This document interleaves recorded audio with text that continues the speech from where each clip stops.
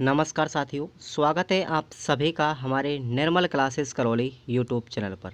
साथियों, पर्यावरण की क्लास आपकी 9 बजे लगती है रीट पात्रता पेपर के लिए। और आज की हम क्लास में पढ़ने वाले हैं राजस्थान की चित्र शैलियों के भाग सेकंड के बारे में। इससे पहले हमने मेवाड़ जो चित्र शैली है उसकी सभी उपशैलियों के बारे में पढ़ा है। और आज की इस क्लास में बात करेंगे हम ढूंढाड़, मारवाड़ और हाड़ौती जो चित्र शैली है उसकी कौन कौन सी उपशैलियाँ हैं और वो कब कब विकसित हुई थी, उनके कौन कौन चित्रकार हैं और उसकी क्या क्या विशेषताएं हैं, सब कुछ पढ़ने वाले हैं इस क्लास में। तो आज ये हमारा 26वें नंबर का क्लास है पर्यावरण का। और धीरे धीरे हम अब लगातार क्लासों की तरफ ध्यान दे रहे हैं। आप लोग भी रेगुलर पढ़ाई कीजिएगा और सिलेबस जब पूरा हो जाएगा आपको फिर टेस्ट सीरीज़ भी चलाई जाएगी। आते हैं हमने मेवाड़ चित्र शैली के बारे में पहली क्लास में पढ़ा और चित्र शैलियों के परिचय के बारे में पढ़ा। आप लोग जाकर के पहली क्लास को ज़रूर देखें, भाग नंबर पहले को। और आज हम पढ़ेंगे मारवाड़ चित्र शैली यानी Marwar school of painting. Marwar चित्र शैली जो है साथियों उसकी कौन कौन सी उपशैलियाँ हैं उनके बारे में आज हम बात करेंगे। नंबर 1 पर आती है जैसलमेर चित्र शैली। जैसलमेर चित्र शैली का प्रारंभिक काल था साथियों हरिराय भाटी के शासन में। हरिराय भाटी जो थे उसके समय पर जैसलमेर चित्र शैली प्रारंभ हुई थी और ये सबसे ज़्यादा विकसित हुई थी या स्वर्णिम काल माना जाता है अखेराज सोनगरा का। तो याद रखना आप लोग, अखेराज का स्वर्णिम काल है जैसलमेर चित्र शैली में। जैसलमेर चित्र शैली में सबसे ज़्यादा जो प्रधान रंग है वो गुलाबी और पीले रंग का प्रयोग किया गया है। इसके आपको 3 चित्रकार याद रखने हैं और प्रमुख हैं, कई बार एग्जाम में पूछे गए हैं साथियों, मूलराज, अखेराज और सोनराज। मूलराज, अखेराज और सोनराज इस जैसलमेर चित्र शैली के प्रमुख चित्रकार हैं। अब इसकी विशेषता क्या है साथियों, जैसलमेर चित्र शैली पर किसी भी बाहरी शैली का प्रभाव नहीं पड़ा। कोई भी बाह्य जो शैली थी, बाहर की शैली, जैसे एक शैली पर दूसरी शैली का प्रभाव पड़ता है, तो इस चित्र शैली पर किसी का भी प्रभाव नहीं पड़ा। जैसलमेर चित्र शैली महेंद्र भाई मूमल की प्रेम कथा पर आधारित है। अब हिस्ट्री में आप लोग पढ़ेंगे महेंद्र भाई मूमल की कथा, जब जैसलमेर का इतिहास पढ़ेंगे ना तो आपको महेंद्र मूमल की प्रेम कथा बड़ी अजीब लगेगी, जिस तरीके से ढोला मारू की प्रेम कथा है। तो महेंद्र मूमल की प्रेम कथा पर आधारित थी ये चित्र शैली। और इस महेंद्र मूमल की जो प्रेम कथा है वो किसने लिखी थी साथियों, मीनाक्षी स्वामी ने लिखी थी। ये भी आपको याद रखना है, महेंद्र मूमल की जो प्रेम कथा है वो मीनाक्षी स्वामी के द्वारा लिखी गई थी। और मूमल की जो पुस्तक है, मूमल की पुस्तक की रचना की गई थी साथियों लक्ष्मी कुमारी चूड़ावत के द्वारा। ये भी इम्पोर्टेंट सवाल है, कई बार पूछा गया है कि लक्ष्मी कुमारी चूड़ावत के द्वारा लिखित पुस्तक कौन सी है, याद रखना मूमल है। दूसरी उपशैली है साथियों किशनगढ़, या इसका दूसरा नाम है बनी ठनी चित्र शैली, और ये कहाँ की है, अजमेर की। किशनगढ़ी या फिर बनी ठनी चित्र शैली अजमेर की है और इसको कई नामों से जाना जाता है साथियों। ये भी इम्पोर्टेंट है और इससे प्रश्न हर बार एग्जाम में आता रहता है। इसको हम बनी ठनी चित्र शैली भी कहते हैं। इसका दूसरा नाम है भारतीय इतिहास कला का लघु आश्चर्य भी इसी को कहा जाता है। और चित्रों का अमूर्त स्वप्न भी इस शैली के अंदर किया गया है। रहस्यमयी कलाओं का अमूर्त स्वप्न भी इस शैली का उपनाम है। तो ये 4 उपनाम आपको बनी ठनी चित्र शैली के याद रखने हैं। और इम्पोर्टेंट है, इस चित्र शैली का जो प्रारंभिक काल था वो और स्वर्णिम काल भी सावंत सिंह का माना जाता है। याद रखना, ये सबसे ज़्यादा किसके काल में विकसित हुई थी, सावंत सिंह के काल में प्रारंभ हुई थी और सामंत सिंह के काल में ही सबसे ज़्यादा विकसित हुई थी। इस बनी ठनी चित्र शैली में साथियों श्वेत व गुलाबी रंग की प्रधानता मिलती है। इसके प्रमुख चित्रकारों की बात करें तो मोर ध्वज निहाल चंद बहुत इंपॉर्टेंट है, वेरी वेरी इंपॉर्टेंट है, याद रखना ये चित्र शैली के चित्रकार मोर ध्वज निहाल चंद। कई बार पूछा गया है, लगभग 10-15 बार एग्जाम में आ चुका है। अमरदास, नागरीदास, लाड़ीदास और नानकराम, ये जो हमारे चित्रकार हैं ये बनी ठनी चित्र शैली के चित्रकार हैं। और एक महिला चित्रकार भी थी और बहुत इंपॉर्टेंट है, ये भी प्रश्न आ चुका है एग्जाम में। संतोष बाई, क्या नाम था? संतोष बाई बनी ठनी चित्र शैली की महिला चित्रकार है। अब देखेंगे आप लोग, यह जो चित्र शैली थी साथियों बनी ठनी, ये अंतपुर दिल्ली के निवासी रसिक प्रिया व नागरीदास की प्रेम कथा पर आधारित है। कौन थे? एक तो रसिक प्रिया थी और एक नागरीदास थे। इन दोनों की प्रेम कहानी पर आधारित कौन सी है? बनी ठनी चित्र शैली। सामंत सिंह जो राजा थे, इनके शासनकाल में इस चित्र शैली का विकास हुआ था, प्रारंभ हुई थी। तो इस सामंत सिंह के उपनाम आपको याद रखने हैं। इनको नागरीदास के नाम से भी जानते हैं, इनको चितवन भी कहा जाता है, मतवाला भी कहा जाता है और चितेरा की भी संज्ञा दी गई है। तो ये सामंत सिंह के 4 उपनाम आपको याद रखने साथियों, भूलना नहीं है। बनी ठनी अगर चित्र शैली है तो इसके उपनाम और भी हैं साथियों।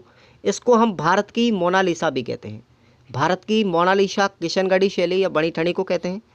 इसका उपनाम है उत्सव प्रिया, लवलीज और कलावंती। ये 4 उपनाम और आपको याद रखने हैं और ज़्यादातर एग्जाम में यही पूछा जाता है, भारत की मोनालिसा। तो किशनगढ़ी या बनी ठनी किशनगढ़ शैली। और ये प्रश्न इंपॉर्टेंट है साथियों। इस जो चित्र शैली थी, इस बनी ठनी चित्र शैली को प्रकाश में लाने का श्रेय किसको जाता है? फयाज अली और एरिथ डिक्सन को जाता है। यानी सबसे ज़्यादा इसको प्रसिद्ध किसने किया था? फयाज अली और एरिथ डिक्सन ने किया था। इंपॉर्टेंट है। और एरिथ डिक्सन जो थे, उसने ही इस बनी ठनी को भारत की मोनालिसा नाम दिया है।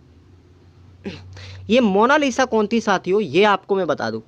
वास्तविक रूप से जो मोनालिसा थी वो इटली की एक पेंटिंग थी। इटली जो देश है वहाँ की एक पेंटिंग थी जिसमें लियोनार्दा दा विंची का चित्रण किया गया है।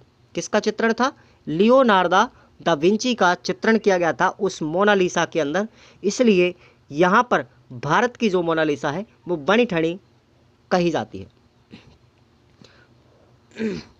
बनी ठनी का चित्र था साथियों 1778 में मोर ध्वज निहाल चंद ने बनाया था।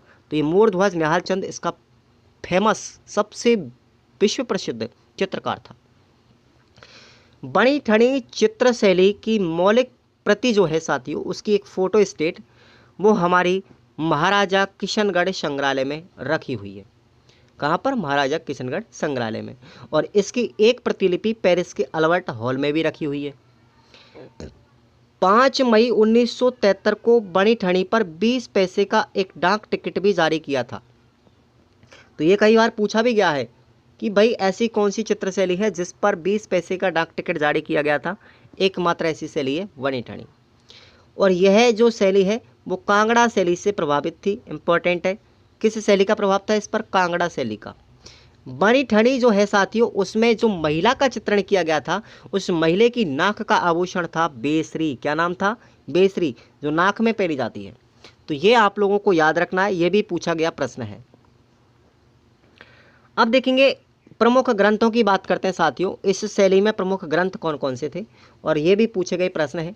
चांदनी रात की संगोष्ठी, चांदनी रात की संगोष्ठी, इसका चित्रण किसने किया है? अमरचंद ने। अमरचंद ने किया है, जिसमें गुंदोलाव झील का दृश्य दिखाया गया है।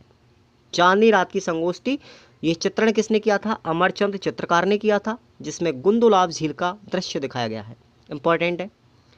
नागर समुच्च, साथियों जो नागर समुच्च है, उन्होंने 75 चित्रों का समूह, नागर समुच्च किसको कहते हैं? 75 चित्रों का समूह। और इसको बनाया कितने था? मोर ध्वज निहाल चंद ने बनाया था। दीपावली का चित्रण किसने किया था साथियों? नागरीदास ने किया था। और बनी ठनी की आंखों का चित्रण किसने किया था? लाडी दास ने किया था। तो ये भी इंपॉर्टेंट पॉइंट है, यहाँ से आ सकता है प्रश्न। अब बनी ठनी चित्र शैली की विशेषताएं सुनिएगा। मित्र नयन, कजरा नयन, लंबे बाल, सुराहीदार गर्दन, पतली कमर, लंबी और पैनी नाक। तो ये ऐसी विशेषता थी बनी ठनी की, यानी कि इसमें जो महिला का चित्रण किया गया था उसकी आंखें बिल्कुल मित्र नयन, दोस्ती करने वाली आंखें थी। कजरा नयन, लंबे बाल, सुराहीदार गर्दन थी, पतली कमर थी, लंबी पैनी नाक थी। तो ये इसकी विशेषता थी बनी ठनी की। और कई बार पूछा भी गया है। इस चित्र शैली में नारी सौंदर्यता का वर्णन किया गया ज़्यादातर। समझ में आ गया? चलिए नेक्स्ट उपशैली हमारी मारवाड़ की जोधपुर चित्रशैली। जोधपुर उपशैली की बात करते हैं तो इसका प्रारंभिक काल है मालदेव से। मालदेव के शासन काल में ये प्रारंभ हुई थी और जसवंत सिंह व मान सिंह राठौड़ के समय पर इसका स्वर्णिम काल माना जाता है। सबसे ज़्यादा विकसित हुई थी मान सिंह और जसवंत सिंह के काल में। इसमें प्रधान रंग है लाल व पीला और इसके प्रमुख चित्रकार आपको याद रखने रामा नाथा सेपू छज्जू, रामदास और देवदास। समझ में आ गया? तो ये आप लोगों को इसके चित्रकार याद रखने। अब साथियों इस शैली पर, ये जो हमारी शैली है जोधपुर शैली, इस पर मुगल प्रभाव पड़ा था। मुगल जो साम्राज्य था उस मुगल चित्र शैली का प्रभाव पड़ा था उदय सिंह के काल में, और यूरोपियन शैली का प्रभाव पड़ा था वक़्त सिंह के काल में। ये दोनों पॉइंट भी आपको याद रखने। इस चित्र शैली का प्रथम चित्रित ग्रंथ अब आपको याद रखना इंपॉर्टेंट है। ये जो हमारी जोधपुर चित्र शैली है उसका पहला चित्रित ग्रंथ था उत्तर सूत्र चूर्णी, जो मालदेव के काल में चित्रित किया गया था। और इस चित्र शैली में राम रावण युद्ध के चित्र और सप्तशती के चित्रों का भी चित्रण किया गया है। समझ में आ गया? आगे चलते हैं, देखेंगे the Maharaja of Jodhpur. The Maharaja of Jodhpur तथा द गैलेक्सी लिव्स ऑन जो चित्र हैं उनका चित्रण किसने किया है? अनु मल्होत्रा ने किया है। और ये भी अपने आप में एक विशेष पॉइंट है। The Maharaja of Jodhpur, the galaxy lives on, ये दो चित्र थे, इनका चित्रण अनु मल्होत्रा ने किया है। और इसी चित्र शैली की बात करें साथियों, गज सिंह का जो चित्र था उस चित्र को डिस्कवरी चैनल पर 2 बार भी दिखाया गया था। इस चित्र शैली की विशेषता देखेंगे, इसमें भागते हुए खरगोश, पानी भरती हुई पनिहारी, साफा, पगड़ी, रेत के टीले, भागते हुए हिरण, झाड़ियाँ, लंबी मूछों वाले पुरुषों आदि का चित्रण इस शैली में किया गया है। अगली है हमारी नागर शैली। नागौर शैली देखेंगे आप लोग। नागौर चित्र शैली कौन सी है अब देखते हैं। इसका प्रारंभिक काल था अमर सिंह राठौड़ के समय और इसका स्वर्णिम काल था वक़्त सिंह के समय। इस नागौर चित्र शैली में हल्का बुझा हुआ रंग का प्रयोग किया जाता था और इस चित्र शैली के प्रमुख चित्रकार हैं पुरखाराम, नाथाराम, लिमकाराम, चिमनाराम, चेलाराम और मोहन राम। ये आपको याद रखने हैं। इस चित्र शैली की विशेषताओं की अगर बात करें साथियों तो सामूहिक बातें करते हुए पुरुषों को दिखाया गया है, पंख लगी हुई परियों को दिखाया गया है, जल कुंड में स्नान करती हुई नायिकाओं को दिखाया गया है, पारदर्शी वस्त्र एवं बादल महल, इन सभी का चित्रण इस शैली में किया गया है, नागौर शैली में। नेक्स्ट है हमारी अंतिम बीकानेर चित्र शैली। बीकानेर चित्र शैली का प्रारंभिक काल साथियों राय सिंह से माना जाता है और इसका स्वर्णिम काल था अनूप सिंह के समय। इस बीकानेर चित्र शैली में बैंगनी, जामुनी और नीले रंग का प्रयोग किया जाता था। इसके प्रमुख चित्रकार हैं रामलाल, चोखा, मुकुंद, राशिद, हसन, मुराद, अली राजा और सौरभ। ये इसके बीकानेर के चित्रकार हैं। आगे चलते हैं। बीकानेर चित्र शैली की मुख्य पृष्ठभूमि साथियों मथेरण कला व उस्ता कला रही है। तो इम्पॉर्टेंट है साथियों, मथेरण कला कहाँ की प्रसिद्ध है? बीकानेर की। उस्ता कला भी कहाँ की है? बीकानेर की। तो ये मथेरण और उस्ता कला जो चित्र की मुख्य पृष्ठभूमि थी उसमें बीकानेर शैली में इस दोनों का प्रयोग किया जाता था, मथेरण और उस्ता कला का। बीकानेर चित्र शैली के चित्रकार उस्ताद कहलाते थे। जो चित्र बनाते थे बीकानेर चित्र शैली में उनको हम उस्ताद कहा जाता था और ये चित्र के नीचे अपना नाम और तिथि अंकित कर देते थे। इस एकमात्र ऐसी शैली है बीकानेर जिसकी विशेषता है कि जिसके चित्रों के नीचे उस चित्रकार का नाम आता और कब ये चित्र बनाया गया था, किस तिथि को बनाया गया था, उस तिथि को भी चित्र के नीचे अंकित किया जाता था। ये सबसे इंपॉर्टेंट विशेषता है। इस चित्र शैली में बाल रामायण, बाल महाभारत, भागवत गीता इत्यादि का चित्रण भी किया गया है। देखेंगे आपको मैं बता दूं, मैं इतने शानदार तरीके से इन नोट्सों को लिख रहा हूं कि आपको एक भी प्रश्न परीक्षा में बाहर नहीं जाएगा। आप एग्जाम पेपर उठा के देख लेना, ठीक है ना। अब देखते हैं ढूंढाड़ चित्र शैली। अब ढूंढाड़ जो चित्र शैली है वो तीसरे नंबर पर आती है और इसकी कौन कौन सी उपशैलियाँ हैं आइए चर्चा करते हैं। नंबर 1 पर है साथियों ढूंढाड़ की उपशैली है आमेर चित्रशैली।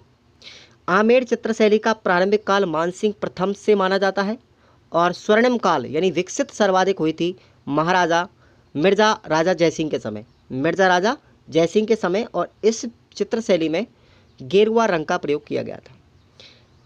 इस आमेर चित्र शैली के प्रमुख चित्रकारों में नाम आते हैं मन्नालाल, हुकमचंद, मुरारी और शोभाराम। ये 4 व्यक्तियों के नाम आपको याद रखना है। आमेर चित्र शैली में रज्जबनामा यानी कि रज्जबनामा और 169 चित्रों का भी चित्रण किया गया है साथियों। ये रज्जबनामा थी ना, वो महाभारत का फारसी अनुवाद है। महाभारत का फारसी अनुवाद क्या कहलाता है? रज्जबनामा कहलाता है। और इस रज्जबनामा का चित्रण और उसके अतिरिक्त अन्य 169 चित्रों का चित्रण भी इस आमेर चित्र शैली में किया गया है। मिर्ज़ा राजा जयसिंह ने अपनी पुत्री चंद्रावती के कहने पर बिहारी सतसई व रुक्मणी कृष्ण के चित्रों का चित्रण भी करवाया था। आगे बात करते हैं जयपुर चित्र शैली। जयपुर चित्र शैली प्रारंभिक काल है इसका सवाई जयसिंह के समय और स्वर्णिम काल था सवाई प्रताप सिंह के समय।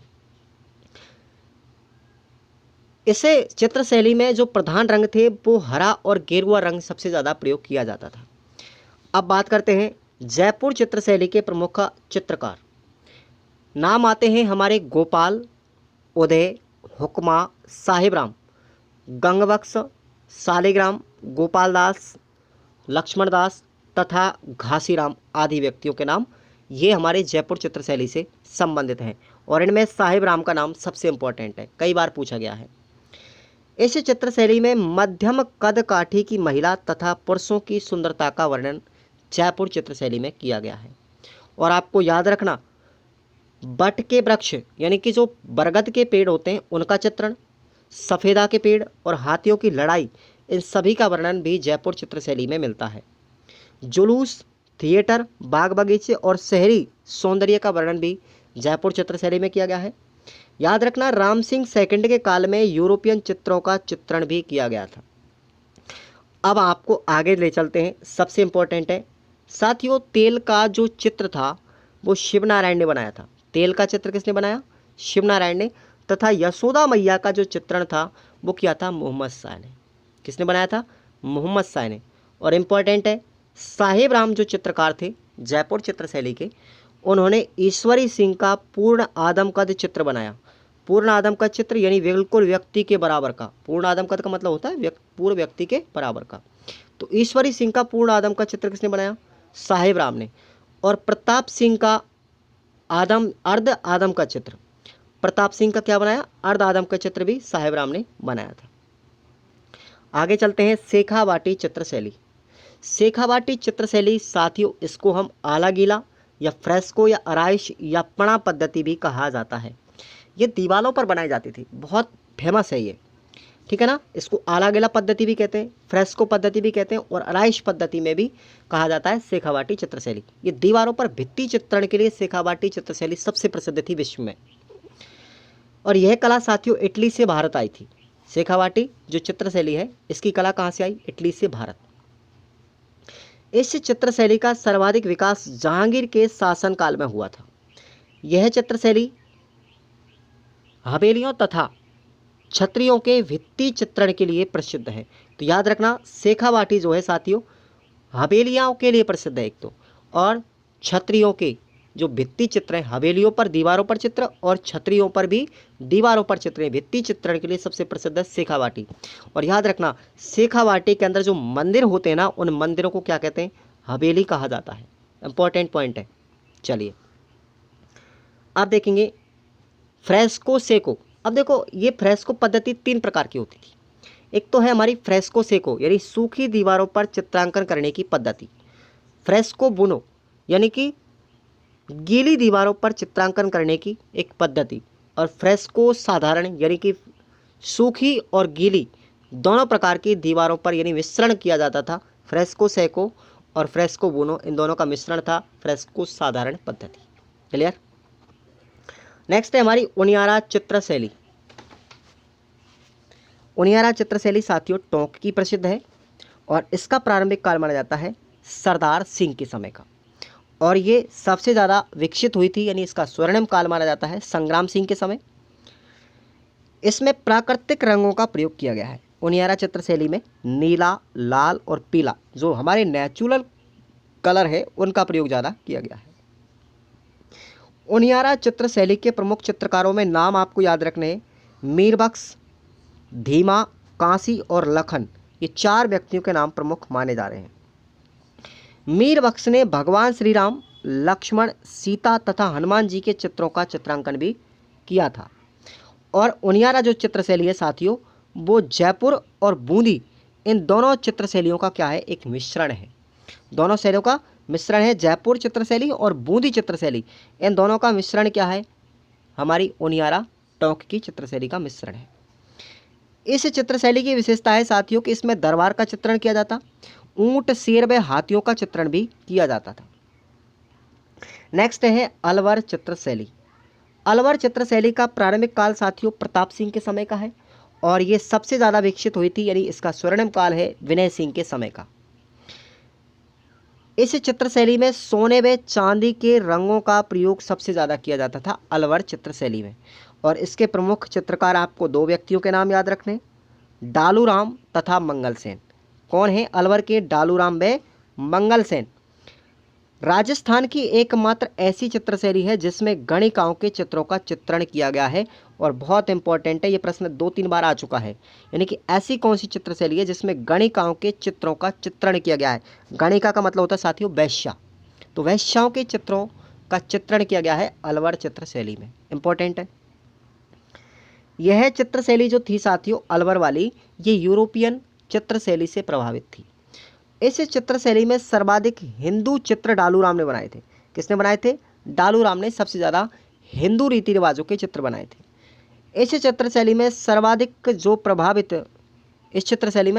प्रभावित मुगल जो चित्र बनाए थे वो बलदेव ने बनाए थे, इंपॉर्टेंट है।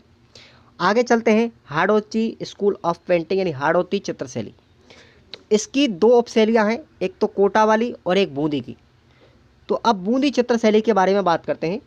सबसे पहले बूंदी जो चित्रशैली थी वो सुरजन सिंह हाड़ा के समय प्रारंभ हुई थी और इसका स्वर्णिम काल माना जाता है उमेश सिंह प्रथम व बिशन सिंह के समय सबसे ज़्यादा विकसित हुई थी। इस बूंदी शैली में सुनहरे तथा चटकीले रंगों का प्रयोग किया गया था और इस बूंदी शैली के प्रमुख चित्रकार आपको याद रखने हैं, सुरजन, अहमद, डालू, भीकराज और श्री कृष्ण, ये इसके क्या थे? प्रमुख चित्रकार थे। इस चित्रशैली को, अब इम्पोर्टेंट लाइन है, यानी पशु पक्षियों की चित्रशैली किसको कहा जाता है? बूंदी चित्रशैली को पशु पक्षियों की शैली कहा जाता है। सबसे ज़्यादा इम्पोर्टेंट लाइन है, कई बार प्रश्न पूछा गया है ये कि ऐसी कौन सी चित्रशैली है जिसमें पशु पक्षियों का चित्रण किया गया है? तो बूंदी चित्रशैली। इस चित्रशैली में वर्षा ऋतु में नाचते हुए मोर का भी चित्रण किया गया है। नाचते हुए मोर किस में दिखाए गए हैं? बूंदी शैली में। और अब एक इम्पॉर्टेंट लाइन आपको याद रखनी है कि एक अंग्रेज आदमी था, वो अपनी प्रेमिका के साथ में पियानो बजाते हुए भी उसका चित्रण किया गया है बूंदी शैली में। एक अंग्रेज अधिकारी अपनी प्रेमिका के साथ पियानो बजाते हुए चित्र भी दर्शाया गया है बूंदी चित्रशैली के अंदर, इंपॉर्टेंट है, इसको याद रखना। अब देखेंगे छत्रसाल ने रंग महल का निर्माण किया था। तो ये भी कई बार प्रश्न पूछा गया है कि भाई रंग महल का निर्माण किसने किया था? याद रखना साथियों, रंग महल का निर्माण किया था छत्रसाल ने और रंग महल का उमेद सिंह प्रथम ने करवाया था, ठीक है ना। रंग महल जो था उस पर भित्ति चित्रण का काम किसने किया था? उमेद सिंह ने, और इसलिए रंग महल को भित्ति चित्रों का स्वर्ग भी कहा जाता है, ठीक है ना। चलिए अब देखेंगे इस बूंदी जो चित्रशैली है, इस शैली में उमेद सिंह जो है उनको सुअर का शिकार करते हुए दिखाया गया है। इंपॉर्टेंट लाइन है ना, ऐसे ही प्रश्न डायरेक्ट पूछे जाते हैं आपसे एग्जाम में। भाई सुअर का शिकार करते हुए उमेद सिंह को किस चित्रशैली में दिखाया गया है? बूंदी शैली में। भाव सिंह के काल में बूंदी चित्रकला पर भोग विलासता का सबसे ज़्यादा प्रभाव पड़ा। भोग विलासता पर यानी अय्यासी का सबसे ज़्यादा प्रभाव पड़ा था भाव सिंह के काल में बूंदी चित्रकला पर। रतन सिंह हाड़ा चित्रकला प्रेमी होने के कारण जहांगीर ने उसको सुर बुलंद राय की उपाधि भी प्रदान की थी। ये सुरजन रतन सिंह हाड़ा था, बूंदी का था, और ये बहुत ही ज़्यादा चित्रकला प्रेमी होने के कारण जहांगीर ने उनको एक उपाधि दी थी सुर बुलंद राय की, समझ में आ गया। और याद रखना इस बूंदी जो चित्रशैली है इस पर प्रभाव पड़ा था मेवाड़ चित्रशैली का। बूंदी चित्रशैली में राग भैरव व रागिनी दीपक का चित्रण भी किया गया है और ये भी इम्पोर्टेंट पॉइंट है। राग भैरव और रागिनी दीपक इन सब का चित्रण किस में किया गया है? बूंदी चित्रशैली में। और हमारी दूसरी उपशैली है हाड़ौती की कोटा चित्रशैली। इसका प्रारंभिक काल साथियों राम सिंह प्रथम के समय माना जाता है और स्वर्णिम काल इसका उमेद सिंह के समय माना जाता है। इसमें हल्के नीले रंगों की प्रधानता थी। इसके प्रमुख चित्रकारों की बात करें साथियों कोटा शैली की, तो कोटा शैली के प्रमुख चित्रकार हैं हमारे लच्छीराम, नूर मोहम्मद, डालू, गोविंद और रघुनाथ। ये 5 व्यक्तियों के नाम आते हैं। कोटा चित्रशैली को शिकार की चित्रशैली भी कहते हैं, यानी कि कोटा चित्रशैली है उसमें ज़्यादातर चित्र बनाए गए हैं शिकार के, इसलिए इसको शिकार की चित्रशैली भी कहा जाता है। इस चित्रशैली में भगवान श्री कृष्ण को हिरण का शिकार करते हुए तथा महिलाओं के शिकार करते हुए चित्र बनाए गए हैं, यानी कि भगवान श्री राम ने सीता के लिए जो हिरण मारा था रामायण में उसका चित्रण भी इसी शैली में किया गया है, कोटा शैली में दिखाया गया है। और महिलाएं भी शिकार करती हुई किस में प्रदर्शित की गई हैं? कोटा शैली में। झाला जालिम सिंह के द्वारा झाला हवेली का चित्रण किया गया था साथियों, वो कोटा शैली में किया गया था, झाला हवेली का चित्रण। और ये सबसे इंपॉर्टेंट है, डालू राम ने 1640 में रागमाला सेट का चित्रण भी किया था, ठीक है ना, ये आपको याद रखना है। देखो एक चामंड शैली में और किया था, चामंड शैली में नूरुद्दीन ने किया था। किसने किया था? नूरुद्दीन ने किया था 1605 में महाराणा प्रताप सिंह अमर सिंह फर्स्ट के समय। तो ये चामंड शैली है। इस चामंड शैली में नूरुद्दीन ने 1605 में अमर सिंह प्रथम काल के समय रागमाला सेट का चित्रण किया था नूरुद्दीन ने, लेकिन 1640 में डालू राम ने किया था रागमाला सेट का चित्रण किसमें किया था? कोटा शैली में। तो ये दोनों ही पॉइंट आपको याद रखना है। और मैं आपको बूस्टर डोज लगाता रहूँगा, आप लोग हमारे टेलीग्राम ग्रुप को ज्वाइन कर लो, वहाँ पर आपको डेली 2 डे फैक्ट मिलते हैं, बिल्कुल करंट फैक्ट आपको दिए जाते हैं जो आपको शॉर्ट नोट्स के रूप में काम आते हैं, वो एकदम सटीक होते हैं और उसमें से आपको हर एक फैक्ट में से एक प्रश्न आपको एग्जाम में देखने को मिलेगा, तो उनको भी आप लोग रेगुलर पढ़ते रहें। धन्यवाद साथियों, कैसा लगा आज का वीडियो? बढ़ते हैं अगले चैप्टर की तरफ अगले दिन। धन्यवाद।